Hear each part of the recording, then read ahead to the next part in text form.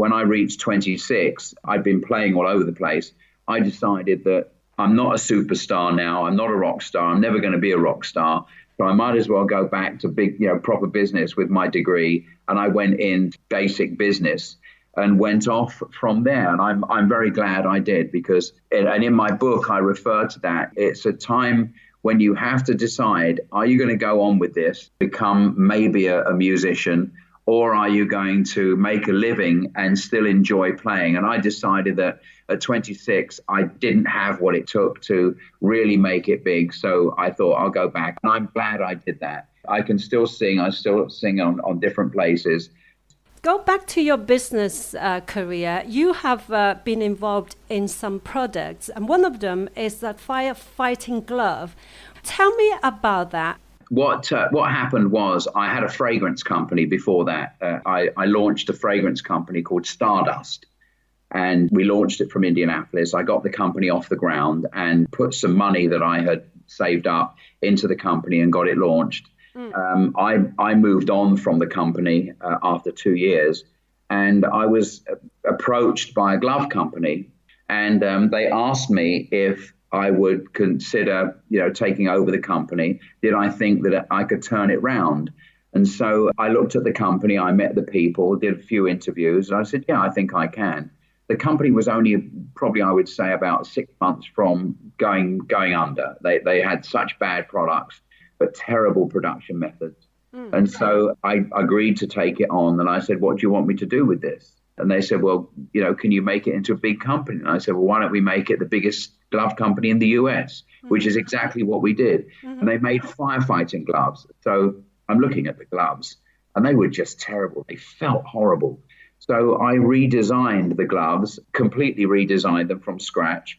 And then I sat down with each of the sewers. I had 126 sewers, and asked them what it was like to do this part and that part. And for anyone that's listening that has done sewing, I was counting the number of lifts that they were doing on the foot of the sewing machine as they were sewing around curves, because a hand is a lot of curves. And between us, we modified the glove. It became the biggest selling firefighting glove in America, and in its third year. And it certainly got the company out of problem. But in the meantime, I got approached by the US Army. You say I'm an entrepreneur. I really don't see it that way. But they called me and they said, apparently you're the only certified glove designer in the United States. Well, I didn't know that I was, but yeah, I got a certification from UL. And so I sat on a technical committee with them for 8 years, designing gloves for the US Army. And one of the gloves I designed is called a light-duty utility glove, and it's now in every GI's kit bag for all of the GIs all over the world. So it was great fun doing it. Absolutely incredible to hear how yourself singly have the knowledge to create something that the market have never had before. You actually created a brand new product that's really served the task. The market chooses it. I don't choose it. If I made something, or if a company makes something that's bad, the market will take care of it. They won't buy it. Word gets around. So the market really drives the product. And the good products that you see, whether they're firefighting gloves, military gloves, whether there's a car, or whether it's a motorbike, or anything, any appliance you buy at home, if it's well made and it's a good product, people will buy it, and word gets around, and it becomes very popular.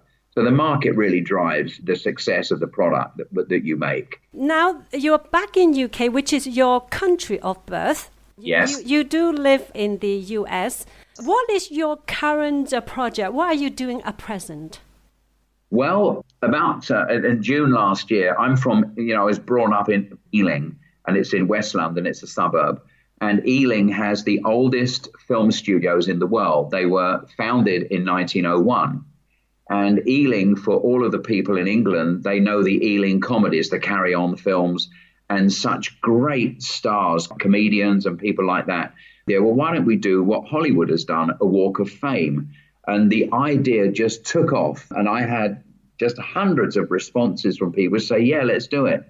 So I developed the idea and started a page. And yesterday I had a meeting with Ealing Town Hall and with the University of West London. Mm-hmm. So I went there last September, just walking past. And I thought, well, I'll go in and see them. And I met the head, a guy called Paul Lonis, who is the head of graphics and art department. And I explained to him what I wanted to do. I want to do this walk of fame, but I don't want just paving stones. I want this to be an audio visual, a complete experience. And I want it up to date. I don't just want carvings in the ground. And so I explained to them, I gave them the brief. And yesterday they came back with something. A group of students, third year arts and graphics students, came back to us, and we did a presentation to Ealing Town Hall called Augmented Reality, which for those who play Pokemon, you know, when they're traveling about, it's a bit like that. This is incredible. And so we're going to be doing it with augmented reality, and it's going to be going down into Ealing very, very shortly. They're opening this next year, and it's going into the first part of it is going into Filmworks, which is a 10-stage cinema that St. George are developing. Going to be beautiful. There's a big courtyard outside with restaurants, cafes, bistros, and big seating areas.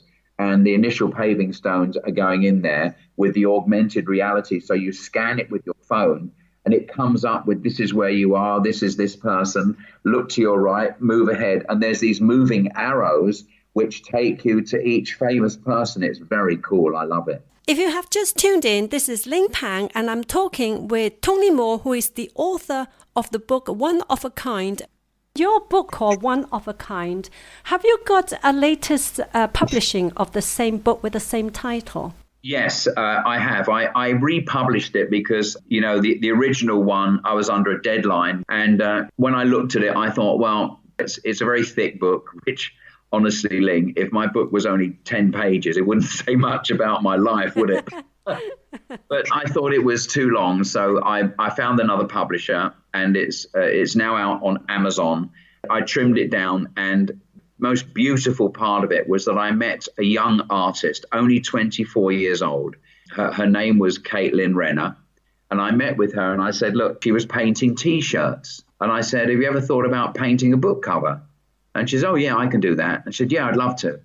And she said, you know, I've got a degree in art. So I gave her the book and I said, I want you to read it. I said, you don't have to read it all. Just read the main parts. And she came back with this book cover, which is a street scene. And in the street scene are all the events of my life. There's a fire engine, there's a glove, there's a pint of Guinness, and there's all different things in there, which is all stories from the book. And I tried to make the stories funny wherever possible. And so she painted it and she came along to the book signing. She was absolutely blown away. And it turned out that she said to me, well, my degree was actually in printing. It was in lithographic printing. And so she had a degree in art, but it is kind of related. But I said to her, it doesn't matter. You did a beautiful job. And she did the painting on the back cover of the book, He's a Funny Cat, My 32 Years Singing with James Brown for Martha High. And so she did the painting on the back cover of that, of her singing with James Brown. And she did a beautiful job of that too. So there's a story behind the story. A lot of skill that we have learned in our life through our journey are transferable skills. Sometimes it's surprising to know if we give ourselves permission to apply the skill you have into something else, then you are creating something that is totally new, totally unexpected. It gives you a kind of empathy in the business world. You step into the person that you're doing business with, you step into their shoes and you become empathic. But how do they see you? How do they see what you're doing? And it makes you partner with them. When I was working in the fire, I worked in the fire industry in the United States for 14 years. And you build up a reputation. When it's firefighters are like military and they're believing you and they're going to put their life at risk in a fire. 2 of the gloves I designed are being used now by firefighters all over the world. And just to explain this, when they buy the glove that I designed, they're buying into me as a person because they know that I designed it. And one day, and this is an incredible story, there was a fire captain and a firefighter, and they were both fighting a fire in an industrial building, and they were upstairs, and the floor gave way. And when the floor gave way, it's what we call in the industry pancaked. It pancaked down. Both of them slid down on their backs And they're now in the fire below, completely covered in smoke. It's, they're disoriented. And one of them had his airline cut on something jagged as he slid down. So now he can't breathe. And so he had to reach round the back of his partner and do what's called a buddy up. So he connected his airline to his partner's airline, and they both went out. And his partner was about to do a bailout, which is jumping down from the first floor window. And he felt a resistance, and he saw that his partner behind him was attached to his airline, which is, perfectly, it's a good move. When they both jumped out and they were safe, they said that the only reason that they both made it was because of the glove. It had so much dexterity and heat protection that he was able to feel his way without breathing and without seeing, which he had to do. So he made the connection because the glove gave him such dexterity. And that, for me, that's absolutely perfect. That's what I do it for. That is an incredible achievement, Tony. Now, talk about your family. Is it true that you have traced some of your relatives living in the UK you didn't know you had? Oh my goodness. Yes. So this is an incredible story. So my mother died when I was 4, and I was told that she had no family. My stepfather, who I had to go and live with after I'd finished living with my aunt, told me that I had no family. And then through Ancestry.com 2 years ago, my son James in America bought me an Ancestry.com kit. And I filled it out, and you have to spit in this test tube. So I said, James, it's a beautiful present, but honestly, nothing's going to happen.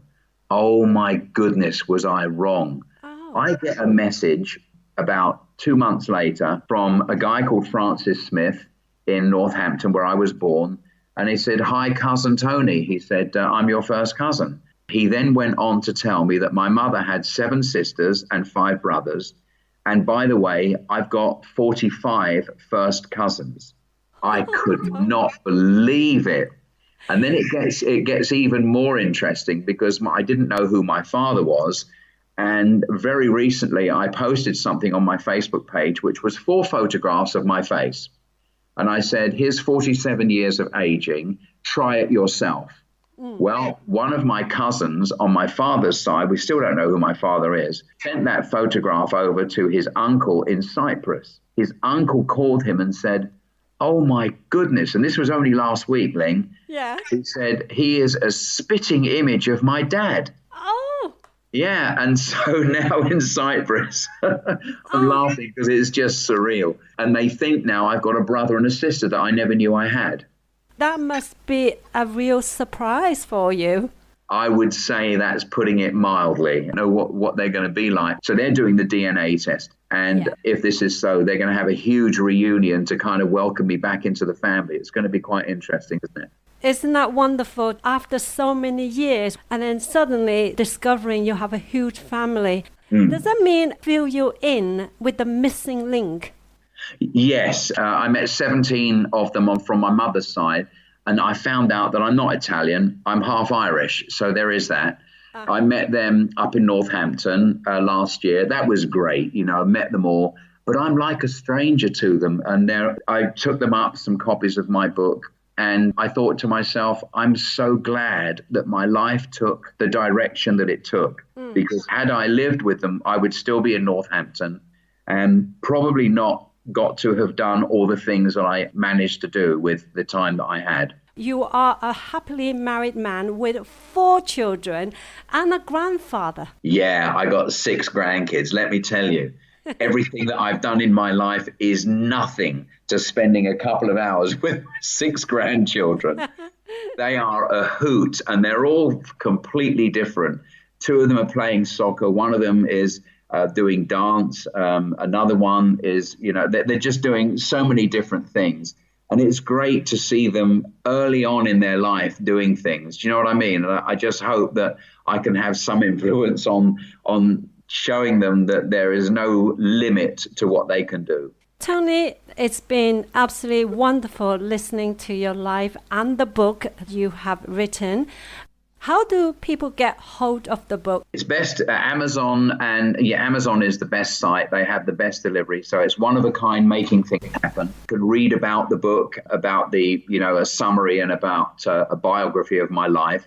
I've also got a web page, which is oneofakindbook.com. And that's a web page where they can see all the blogs, all the interviews that I've done with different people, and the blogs that I've written, motivational things. So the book is called One of a Kind, Making Things Happen. It's available on Amazon. It's been educational speaking with you today, and thank you so much for giving me time today. Well, I want to thank you, Ling, for the opportunity to talk with you and to meet again with the 103 The Eye. We met several years ago, and I thank you for the opportunity for the interview. It was a lot of fun talking to you. Thank you.